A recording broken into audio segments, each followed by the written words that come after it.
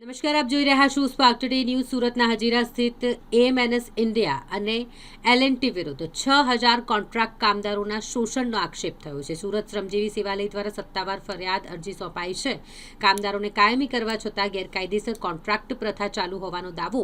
12 કલાક કામ છતાંય ઓવરટાઈમ નહીં. ફેક્ટરીઝ એક્ટ 1948ના ભંગના આક્ષેપ થયા છે. લઘુત્તમ વેતન, payment of veggies act and ILO ધોરણોનો અમલ પણ ન થવાનો આરોપ કરવામાં આવ્યો છે. ESI અને PF લાભોથી કામદારો વંચિત હોવાની પણ ફરિયાદ છે. 26 ફેબ્રુઆરીની પોલીસ કાર્યવાહી બાદ મામલો તંગ બન્યો. નિષ્પક્ષ તપાસની માંગ થઈ છે. શાંતિપૂર્ણ અને અહિંસક માર્ગે હક્કો માટે લડતની અપીલ કરાઈ છે. એલએનટી અને NS મિત્તલ કંપનીમાં જે તારીખ 26ના રોજ બનાવ બન્યો અને જેમાં પોલીસ તંત્રની કાર્યવાહી થઈ, એ પોલીસની કાર્યવાહી સામે અમે ઇન્ક્વાયરી કમિશનની માંગણી કરી છે. અને જે કામદાર કાયદાઓનું અનાદર થાય છે, વાયોલેશન થાય છે, તો એ કામદાર કાયદાના વાયોલેશન માટે એની ઇન્ક્વાયરી કરીને માન્ય labour commissioner Shri, factory inspector Shri અને PF ESIC કમિશનર શ્રી એનો રિપોર્ટ જાહેર કરે, એ અમારી અગત્યની અમે માંગણી મૂકી છે. કલેક્ટર શ્રી સમક્ષ બી અને અધિકારીઓ સમક્ષ બી એ અમારી રજૂઆત છે.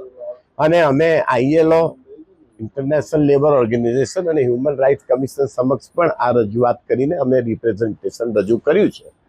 આ બાબતમાં કોઈ સરકાર તરફથી તાકીદે કોઈ કાર્યવાહી નહીં કરવામાં આવશે તો અમે આ રજાઓ પછી ટૂંક સમયમાં અમે હાઈકોર્ટમાં રીટ પિટિશન દાખલ કરીશું માન્ય રાજ્ય સરકાર સામે અને આ બે કંપની સામે, એલએનટી અને SL મિત્તલ કંપની સામે.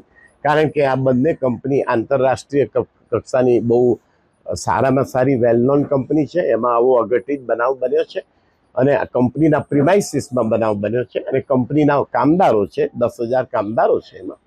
એટલે સુરત શહેરના 20 લાખ 30 લાખ જેટલા કામદારોની સલામતી, શાંતિ, ઔદ્યોગિક વિકાસ અને ઔદ્યોગિક શાંતિને પરસ્પર એકબીજાના સુમેળભર્યા સંબંધો જળવાઈ રહે, એ માટે અમને આ કાર્યવાહી કરવાની ફરજ પડે છે. સમગ્ર ઘટના હતી જેને લઈને પોલીસની કામગીરી નિષ્પક્ષ નથી રહી. પોલીસની કામગીરી પર થોડીક શંકા ઉપસ્થિત થાય છે કે કદાચ કંપનીના આગ્રહથી અથવા તો કોઈ બીજા કારણથી પોલીસે 1 રૂપિયાના ચોરને ફાંસીની સજા આપવાનો પ્રયાસ કર્યો છે.